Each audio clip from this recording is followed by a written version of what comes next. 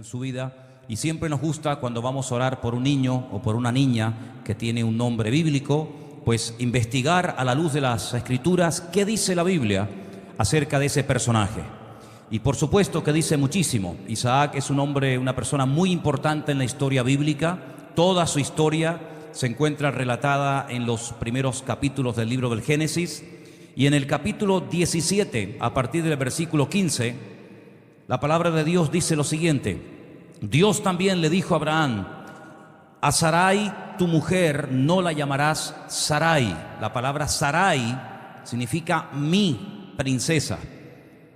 El Señor le dice que en vez de llamarla mi princesa o su princesa, se llamaría Sara, es decir, princesa de todos. Ese será su nombre. Versículo 16.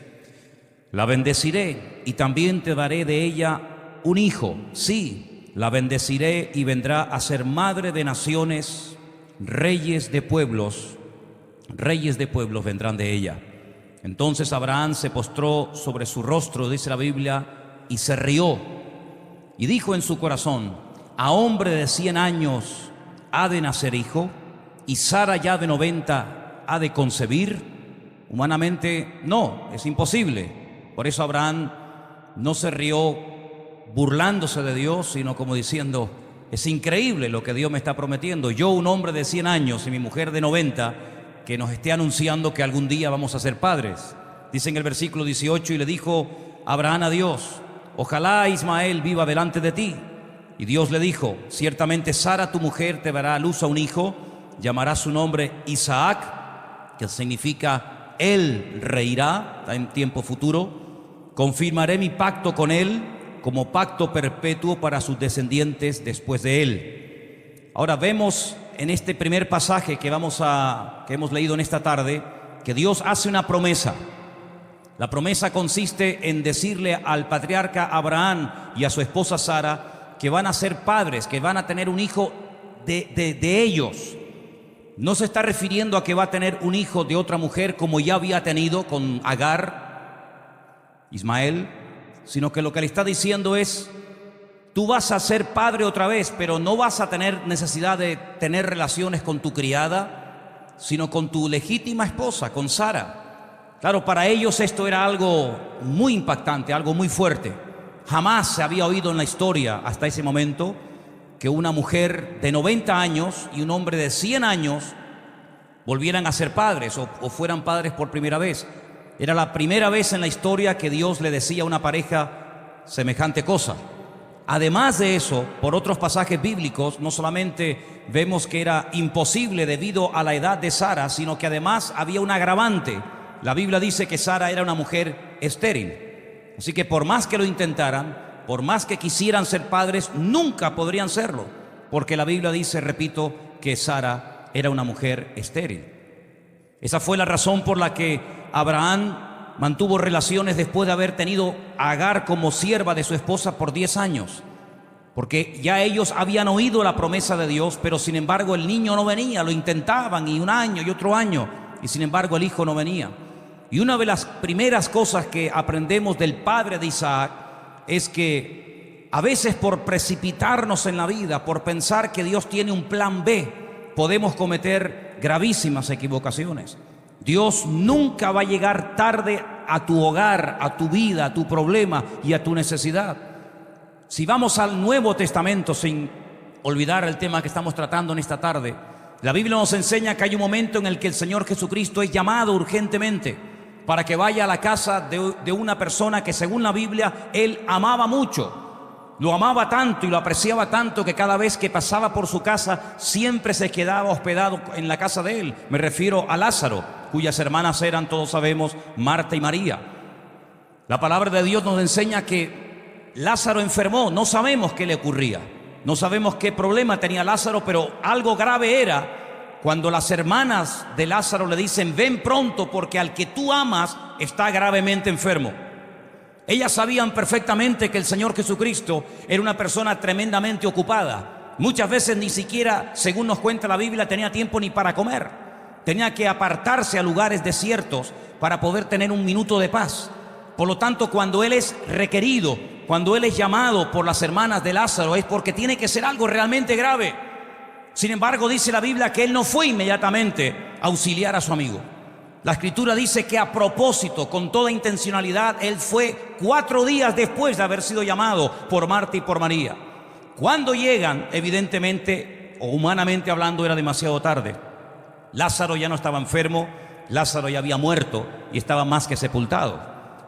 Las dos, tanto Marta como María, aquella que parecía más espiritual y la otra que parecía un poco más, entre comillas, materialista, las dos como que se unieron y le dijeron al Señor exactamente lo mismo. Señor, si hubieras estado aquí cuando te mandamos a llamar, nuestro hermano no habría muerto. En otras palabras, tenían un resentimiento. Se habían llevado aparentemente una tremenda desilusión. Siempre el Señor lo habían atendido muy bien. Se sentía muy cómodo, nunca le faltaba de nada en la casa de Marta, María y de Lázaro. Y el único favor que le piden no lo cumple. Y por eso las dos le reprochan al Señor diciendo como, ¿ahora para qué vienes? Ya es demasiado tarde. Si hubieras estado aquí hace 4 días cuando te mandamos a llamar, aún habría alguna posibilidad. Pero déjeme decirles algo, cuando humanamente hablando se han acabado las posibilidades, cuando el hombre dice imposible, esto ya no tiene remedio, ya no hay solución, es cuando Dios comienza a manifestar su poder y su gloria. La Biblia dice que lo primero que el Señor Jesucristo le dice a Marta y a María como para elevarles la fe, para despertarles la fe nuevamente, es decirle, yo soy la resurrección y la vida. El que cree en mí, aunque esté muerto, vivirá. ¿Lo crees o no lo crees? Y ellas dijeron, sí, Señor, creemos que nuestro hermano Lázaro resucitará algún día, en el día postrero. Pero Jesús no les está hablando del día postrero. Jesús no les está hablando de la resurrección de los muertos, sino Jesús les está hablando de que en su presente podía ser cambiado. Hay 2 tipos de personas que he conocido en mi vida. Personas que viven ancladas en el pasado, en viejas heridas, en malos recuerdos, en cosas negativas que sufrieron o padecieron. Y personas que están siempre soñando con un futuro mejor. Pero pocas son las personas que creen que en el presente uno puede vivir en victoria y uno puede tener paz y uno puede ser prosperado y bendecido en el presente. Algunos dicen, ay, algún día las cosas cambiarán, algún día todo se arreglará, algún día vendré a la iglesia, algún día me comprometeré con el Señor, algún día servirá al Señor, y ese algún día nunca viene. El libro de Proverbios dice en el capítulo 27, verso 1, no te jactes del día de mañana, porque tú no eres dueño del día de mañana. Jesús dijo, basta cada día su propio afán. Lo que tengas que hacer, hazlo hoy. ¿Cuántos dicen amén? Así que no es cuestión de esperar en la eternidad que mi vida sea solucionada en sus problemas, sino que yo creo que hoy, ahora, en este presente actual, mi vida puede marchar de victoria en victoria y de gloria en gloria y de bendición en bendición. ¿Cuántos dicen amén? Así que Abraham tuvo que aprender que se precipitó, que no era ese el hijo que él le había prometido. Y por eso nuevamente vuelve el Señor a decirle, yo no te dije que salieras de tu matrimonio y tuvieras relaciones con Agar, sino que con tu legítima esposa ustedes iban a ser padres. Se lo prometió, pasaron los años, la promesa no venía. Y tenemos que aprender a confiar y a esperar en las promesas del Señor. ¿Cuántos dicen amén? Todas las promesas del Señor se cumplen. Dios no tiene prisa, Dios nunca va a llegar tarde a tu vida, Él siempre va a llegar cuando lo necesites. Se lo vuelve a recordar otra vez. Vamos al capítulo 18, versículo 9. Abraham está en la puerta de su tienda con el calor de la tarde, mucho más calor que el que hace ahora mismo en este lugar, les puedo asegurar. Él está sentado a la puerta de su tienda y en el capítulo 18 dice que él está debajo de una encina en un lugar llamado Manre y recibe visitas. Y él les da de comer y los atiende. Y esos 3 varones, esos 3 hombres, en el versículo 9 uno de ellos le dice, ¿dónde está Sara tu mujer? Y él le dice, aquí, en la tienda. Versículo 10, entonces dijo, de cierto volveré a ti y según el tiempo de la vida, he aquí que Sara tu mujer tendrá un hijo y Sara escuchaba a la puerta de la tienda que estaba detrás de él. Y Abraham y Sara eran viejos, de edad avanzada, y a Sara le había cesado ya la costumbre de las mujeres. Versículo 12, se rió. Vimos que también Abraham se rió, pero la palabra que aparece es completamente diferente a esta palabra que aparece en este versículo. Aparentemente los dos se rieron por el mismo motivo, pero no es verdad. Abraham se rió por la sorpresa que se llevó de que iba a ser tan grandemente bendecido. El contexto, la palabra que se utiliza en el texto original aquí es que a Sara se rió burlándose, como diciendo, ¿qué va? Eso es imposible. Yo no me voy a quedar embarazada nunca. Así que los dos se rieron, pero la actitud fue muy diferente. Uno se rió diciendo, Dios mío, qué maravilloso futuro me espera. Esto es una pasada. Lo que nunca le ha pasado a ningún hombre me va a pasar a mí. Y se mató de risa, pero de gozo. Ella se ríe, pero de incredulidad. Después va a ser reprochada, lo vais a ver. Sara dijo dentro de sí, o entre sí, después que envejecido tendré deleite, siendo también mi señor ya viejo. Diciendo, no es que yo sea vieja, es que mi señor, mi marido, también es viejo. Ya no servimos para nada. Entonces el Señor le dijo a Abraham, ¿por qué se ha reído Sara diciendo, ¿será cierto que he de dar a luz siendo ya vieja? Miren la pregunta, verso 14. ¿Hay para Dios alguna cosa difícil? ¿Sí o no? No hay ninguna cosa difícil para Dios. ¿Qué es más fácil? ¿Qué es más difícil? No hay nada fácil ni difícil para Dios. No hay nada imposible. Todo lo puede. ¿Hay alguna cosa difícil para Dios? En absoluto. Al tiempo señalado volveré a ti y según el tiempo de la vida, Sara tendrá un hijo. Entonces Sara negó diciendo, no me reí porque tuve miedo. Y él dijo, no es así, sino que te has reído. No quieres ahora excusarte diciendo que no te has reído, porque sí te has reído y sí te has burlado de la promesa de Dios. Así que hay varios momentos a lo largo de la vida de Abraham y de Sara en los que ellos reciben promesas. Y es muy importante en la vida, recuerda bien esto, querido hermano y hermana, recordar las promesas de Dios. Aunque en el momento no se cumplan, aunque hayas orado por un familiar, por un amigo, por un padre, por un matrimonio, por un vecino, y no se haya cumplido todavía la promesa que un día el Señor te dio, no te preocupes. Espera en el Señor, encomienda al Señor tu camino, confía en Él y Él hará cuando lo crea conveniente. Pasó el tiempo y el hijo no venía. Pero amados hermanos, dice la Biblia que Dios no es hijo de hombre para que mienta, ni se arrepiente de lo que promete ni de lo que dice, sino que lo que promete lo cumple literalmente. Y esta tarde hemos leído en capítulo 21, cómo el Señor llegó el momento en el que visitó a Sara. Capítulo 21, nacimiento de Isaac. El Señor llega el momento en el que visita a Sara y fuera de todo pronóstico, fuera de toda posibilidad, cualquier médico, cualquier ginecólogo hubiese dicho, imposible, olvídense de eso. No sé en qué religión se han metido ustedes. No sé a qué Dios están ustedes dirigiendo sus oraciones. No sé qué voz o qué visión habéis tenido, pero que se les quite, se les borre de la cabeza la posibilidad de ser ustedes padres. No lo fueron en su juventud, mucho menos lo van a hacer en su ancianidad.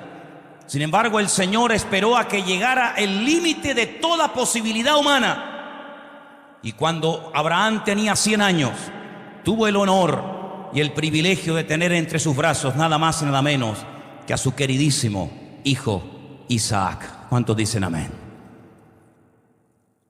Y me llama muchísimo la atención ver que la primera cosa que vemos en Isaac es que es una promesa cumplida.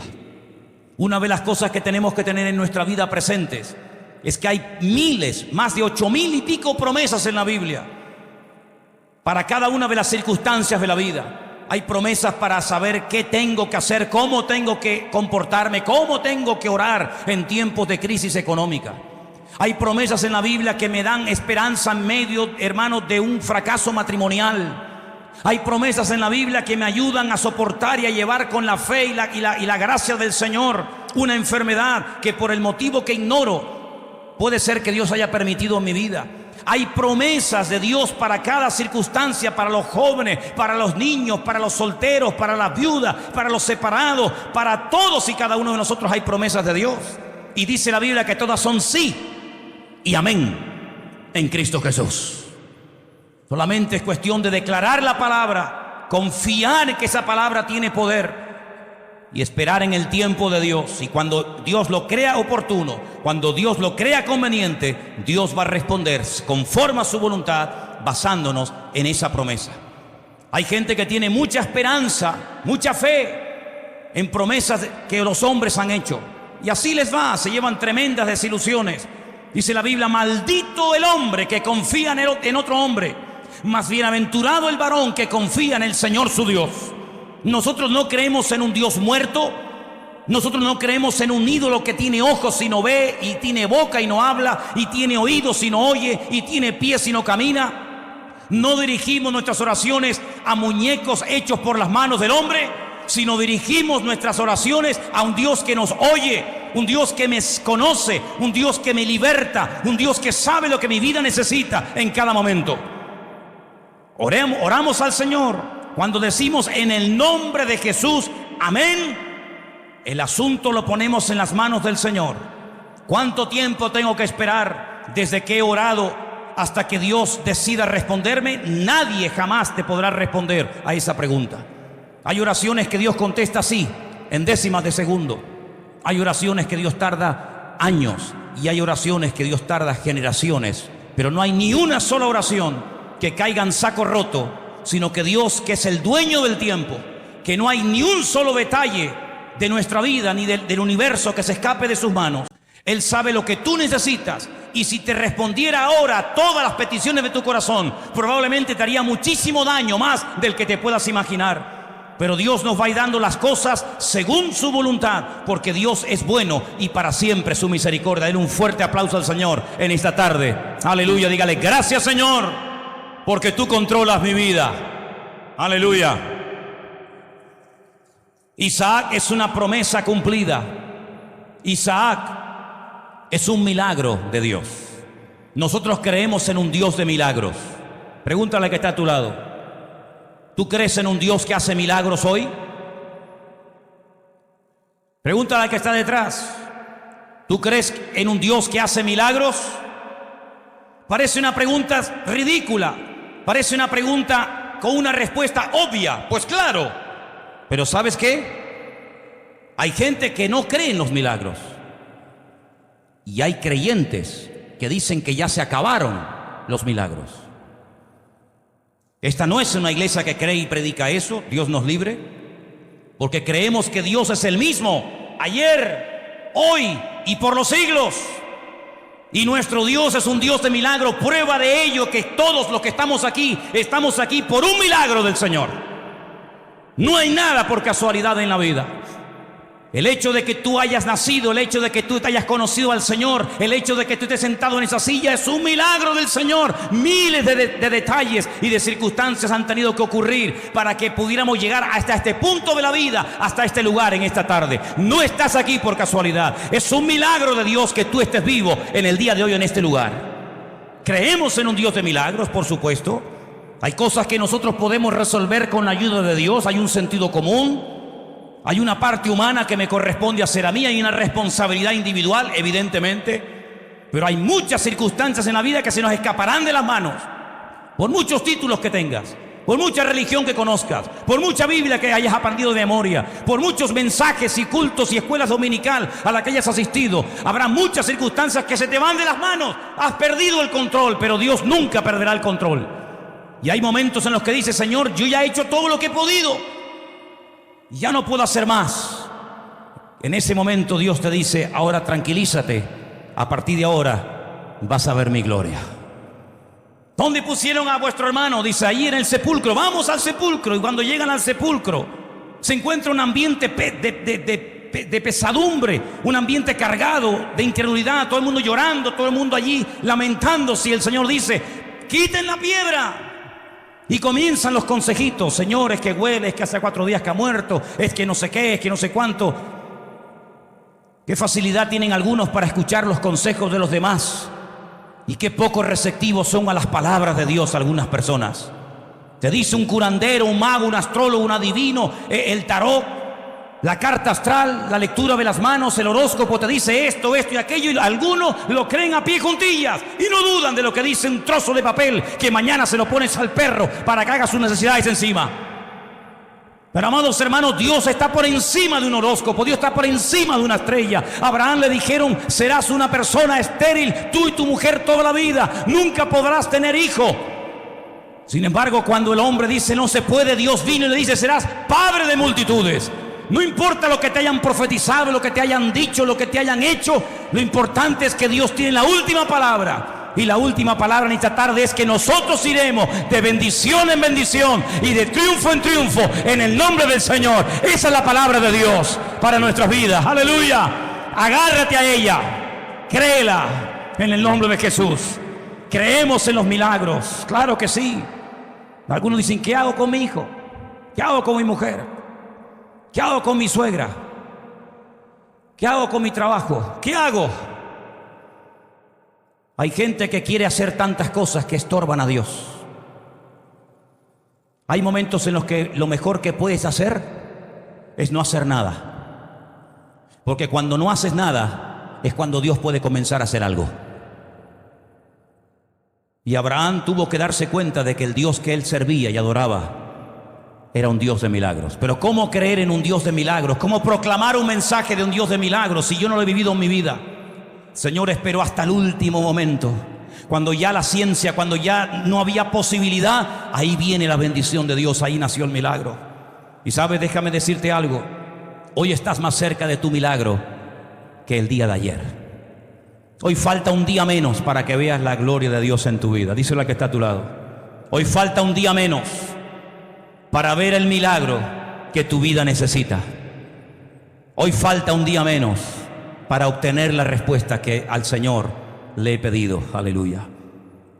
El hijo nació y es una bendición tener hijos.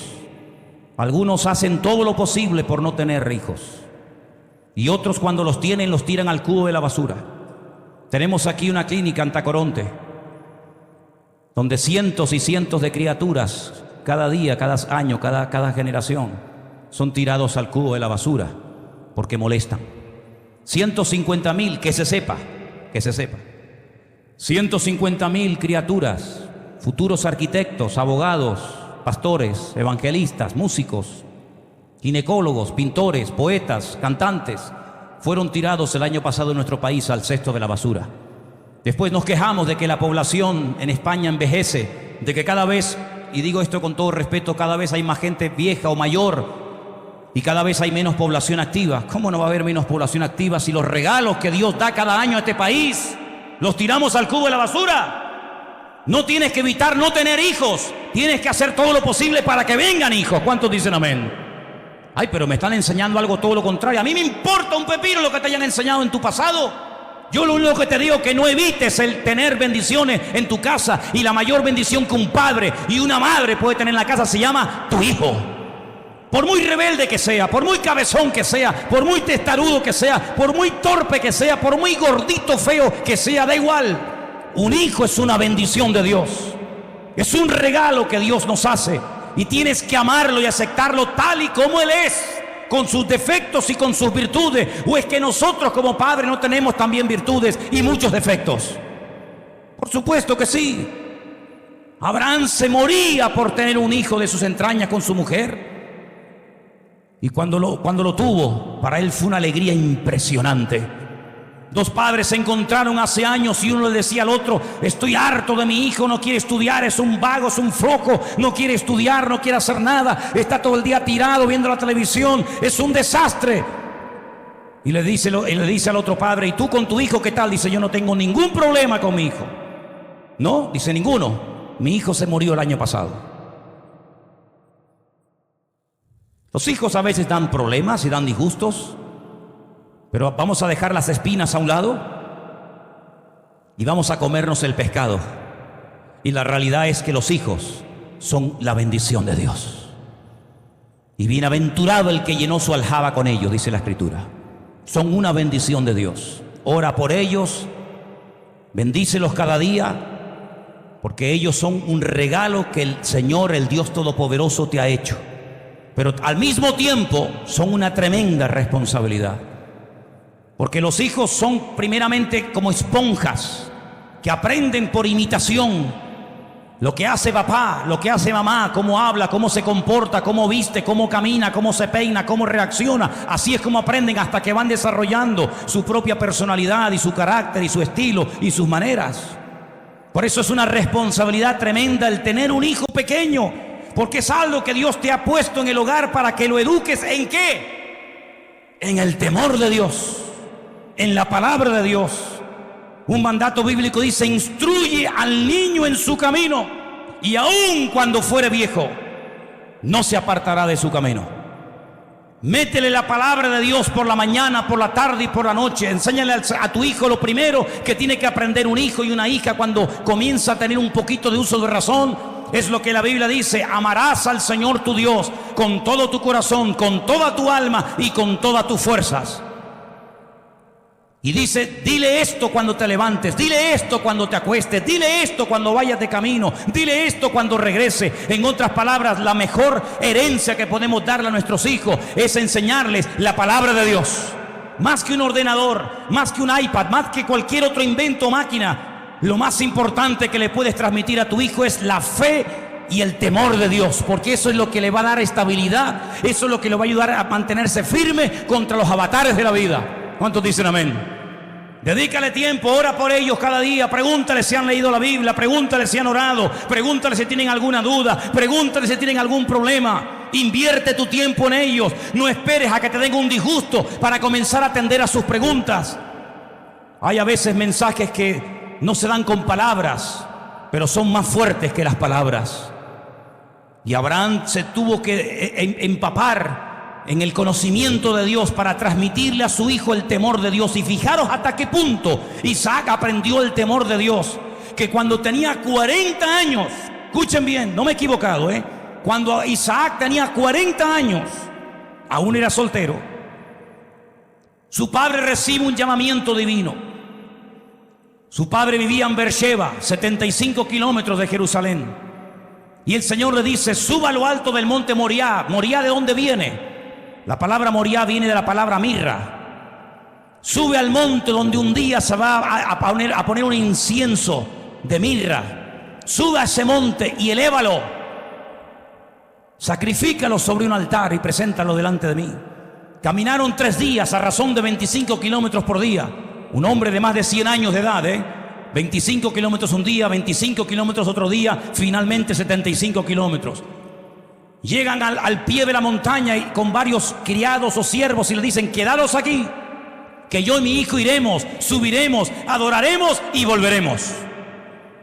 Cuando llegaron o estaban subiendo, según dice la historia, al monte Moriah, el hijo, que había ido muchas veces con su padre a presentar sacrificio, le dice: padre, veo que una vez más traes el fuego, veo que traes la leña, veo que traes el cuchillo bien afilado, pero hoy observo algo distinto. Hoy no veo el cordero, hoy no veo el sacrificio. Y su padre le dice: el Señor proveerá de sacrificio. Suben a lo alto del monte Moriah y en 2 ocasiones, lean el capítulo 22 de Génesis, en 2 ocasiones dice: y ambos iban juntos. Ambos iban juntos, no iban peleando, no iban diciendo: bueno, a ti Dios me habló, pero a mí no, sino que ambos iban en armonía. Lo ata de pies y de manos, lo pone sobre un altar, ve a su padre sacar un cuchillo para cortarle el cuello y degollarlo, y en ningún momento Isaac protesta, en ningún momento se rebela contra la voluntad de Dios, sino que él es no solamente una promesa, no solamente es un milagro, sino que él es un ejemplo de sometimiento a la voluntad de su padre. ¿Cuántos dicen amén? No hay bendición más grande para un hijo que obedecer y someterse a su padre en las cosas del Señor. ¿Cuántos dicen amén? La Biblia nos enseña que los hijos de por vida, esto no es hasta los 18 años como algunos dicen por ahí, de por vida los hijos y las hijas tienen la obligación de honrar a su padre y a su madre, para que tus días se alarguen sobre la vida, para que seas bendecido y para que seas prosperado en la tierra.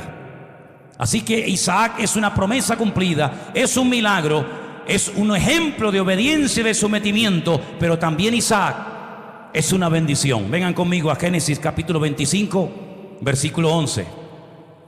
Ya Isaac es grande, ha crecido, su padre ha muerto, su madre también. Están sepultados en la cueva de Macpela, en la localidad, en el pueblo de Hebrón. Y hay un momento en el que las cosas comienzan a ponerse difíciles en Canaán. Hay hambruna, hay escasez de alimentos, no llueve. Y él tiene la tentación de bajar a Egipto como su padre antaño había bajado. Pero fijaros qué interesante esta historia. Génesis 25, verso 11 dice: Sucedió después de muerto Abraham que Dios bendijo a Isaac su hijo, y habitó Isaac junto al pozo del viviente que me ve, Beer Lahai Roí, el viviente que me pastorea. El Salmo 23 dice Adonai Roí, y se ha traducido el Señor es mi pastor. Y aquí dice que este pozo se llamaba el pozo del viviente que me ve, Beer Lahai Roí, el viviente que me observa, el viviente que me pastorea. Allí estaba. Y es interesante notar en el capítulo 26, versículo del 1 en adelante: después de esto hubo hambre en la tierra. Además de la primera hambruna que hubo en los días de Abraham, se fue Isaac a Abimelech, que era el rey de los judíos, en una región llamada Gerar. Se le apareció el Señor y le dijo: no desciendas a Egipto, habita en la tierra que yo te diré. No se te ocurra salir del lugar donde estás viviendo. Seguramente Isaac podía haber dicho: pero mi padre fue a Egipto, ¿por qué no puedo hacer yo lo que mi padre hizo? Porque nosotros no tenemos que imitar a nadie, nosotros tenemos que obedecer las instrucciones de nuestro Dios. A veces nos justificamos. Sí, ¿y él? Y mira lo que hace fulano. Y le dijo una vez el Señor a un gran varón de Dios llamado Job: ¿me vas a condenar a mí para justificarte tú? A veces queremos siempre buscar a alguien que peque más que nosotros, o que lleve una vida más desordenada que nosotros, como para tener una justificación para probar nuestro desorden personal. Pero la Biblia nos enseña que Dios le dijo a Isaac: tú no tienes que moverte de aquí, sino quédate donde vives. Y dice versículo 3: habita como forastero en esta tierra. Habita pero como forastero, si no eches raíces. En cualquier momento te puedo desplazar y te puedo mover de un lugar a otro. No hagas planes demasiado largos. Habita pero como extranjero, como forastero. Yo estaré contigo. Versículo 3: te bendeciré, porque a ti y a tu descendencia daré todas estas tierras, y le confirmaré el juramento que hice a Abraham tu padre. Sigue diciéndole el Señor, verso 4: multiplicaré tu descendencia como las estrellas del cielo, y daré a tu descendencia todas estas tierras, y todas las naciones de la tierra serán benditas en tu simiente. Por cuanto oyó Abraham mi voz y guardó mi precepto, mis mandamientos, mis estatutos y mis leyes. Era una tentación y un acto de fe tremendo el no descender a Egipto. Aquí no tengo agua, en Egipto hay agua. Aquí no hay comida, en Egipto hay abundancia de comida. Aquí no llueve, aquí no tengo nada, no tengo presente ni tengo futuro. La tentación es salir corriendo de esta situación. Dios le dijo: no lo hagas, fíjate de mí. Te voy a multiplicar, te voy a bendecir, te voy a dar todas estas tierras, pero vive en este lugar y no te muevas. Si nos vamos al versículo 12 del mismo capítulo: Isaac, viendo que no podía, porque Dios no se lo permitió irse a otro país, sembró Isaac en aquella tierra. Mi pregunta es: ¿a qué se refiere la Biblia cuando dice en aquella tierra? Bueno, por otros capítulos y por el contexto sabemos que Isaac vivía en Beersheba. No es una tierra fértil, no es una tierra de regadío, de agua, de ríos. Todo lo contrario, hermanos, hasta el día de hoy. Pero él se fió de Dios y él comenzó a sembrar en pleno desierto. Y algunos dirían: pero esto es una locura. Algunos también le habrán dicho a Abraham: es una locura lo que te nos está diciendo, de que tú vas a ser padre con 100 años y tu mujer Sara va a ser una mujer que se va a quedar embarazada con 90. Pero Isaac sabía que su padre creía en un Dios de milagros. Por lo tanto, lo que él hace es decir: voy a imitar la fe de mi padre, voy a sembrar en el desierto. ¿Y qué pasó? Dice la palabra de Dios, versículo 13: el varón, cosechó aquel año 100 por 1. Y el Señor le bendijo. Y el varón se enriqueció y fue prosperado y se engrandeció hasta hacerse muy poderoso. Y tuvo hato de ovejas y hato de vacas y mucha labranza, y los filisteos le tuvieron envidia. La bendición siempre despierta envidia. No hay una persona que sea bendecida que otras personas no le tengan envidia y celos. Tienes que partir de la base: si quieres ser bendecido, Te tendrán envidia, celos y serás perseguido a causa de la unción que Dios ha puesto en tu vida. Nunca tendrán envidia de uno del montón. Nunca tendrán envidia de un carnal. Nunca nadie tendrá ningún deseo de imitar a uno que no ha hecho nada en la vida más que quejarse y deambular de un lugar a otro sin hacer nada ni dar un palo al agua. Pero tuvieron envidia de Isaac. ¿Por qué? Porque lo vieron bendecido. Porque fuera de toda posibilidad de cosechar en el desierto, él cosechó. Y no solamente cosechó, sino que sus animales se reproducían de una forma sobrenatural. Porque tenemos un Dios sobrenatural. ¿Cuántos dicen amén? Versículo 15. Todos los pozos que habían abierto los criados de Abraham, su padre, en sus días, los filisteos se los habían cegado y llenado de tierra. Vamos a taparle los pozos de agua para que sus ganados se mueran y para que no tenga presente ni futuro. Pero ¿saben lo que pasaba? Le cerraban un pozo y abría otro y encontraba agua. Se lo cerraban y abría otro y encontraba agua. Porque vendrán contra ti, pero mayor es el que está en ti que el que viene contra ti.